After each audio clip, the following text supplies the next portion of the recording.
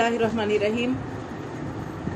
حتیٰ یہاں تک کہ اذا جب آ گیا امرنا ہمارا حکم وفارت تنورو اور ابلنے لگا تنور کل نحمل تو ہم نے کہا کہ سوار کرو فیہا اس میں من کل زوجین اثنین اللہ تعالیٰ کی طرف سے حکم آ گیا کہ اس کشتی میں سوار کراؤ کیا ہر جوڑا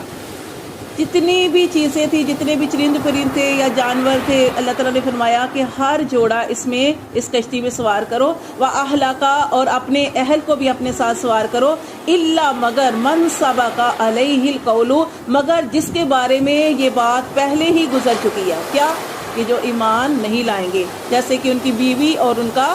بیٹا بھی پیچھے رہنے والوں میں سے ہوا ان کے 4 بیٹے تھے